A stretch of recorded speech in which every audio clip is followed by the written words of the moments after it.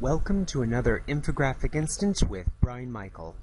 In this episode, we'll be asking whether the Competition Act dissuades banks from collusion in Malaysia.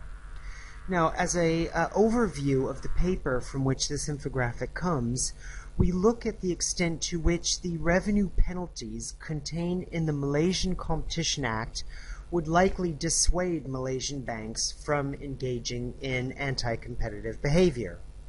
And in that act, there's a fixed revenue penalty such that as long as Malaysian banks collude or fix prices, interest rates, then they will be charged a fine that depends on their worldwide income. Now, if you step back and think a minute, clearly the dissuasive effect of that fine depends on, well, two key variables. The first variable is the revenue that these banks can earn from collusion. Now, the second variable is the profit rate in the particular industry that is whose companies are looking to collude. So, for example, in very low profit rate industries like food and beverage, consumer goods, high turnover goods, you see a very large wedge between the amount of revenue that the company earns and the amount of profit that they're able to book every year. So, for these kinds of industries, the revenue-based fine contained in the Competition Act is relatively dissuasive. Now, this sounds very theoretical. Let's look at the infographic to see how this plays out in the particular example of the Malaysian banking sector. What we show in the infographic is the profit that different banks would have earned in 2012 after paying the Competition Commission fines if they had engaged in collusion. So let us assume, just theoretically, we're not making any accusations here, just for the sake of thought experiment, let us assume that all the banks in this infographic had engaged in collusion and all of them had received the maximum fine assessable under the Competition Act.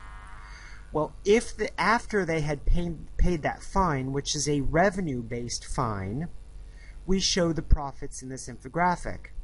And what we see is that these profits are still relatively large. For a Malayan bank, a CIMB group, public bank, and so forth, you see that these profits are in the billions of ringgit. So these banks are not terribly hurting on a bottom line basis, even after paying these Competition Commission fines. So what this suggests is that the fines in the Competition Act are not very dissuasive. And expressed as a percent of profits, these fines are roughly 30%. You can see for yourself in the infographic the exact amount. But more or less speaking, they're from 30-35% of profits. So we know that if these banks will earn more than 30% in profits from collusion, they have every incentive just to collude, pay the fines, and carry on colluding. Now, of course, that leads to the next problem, which is obstruction of justice. And of course, knowing that they are committing a crime, there's other fines accessible under the Competition Act.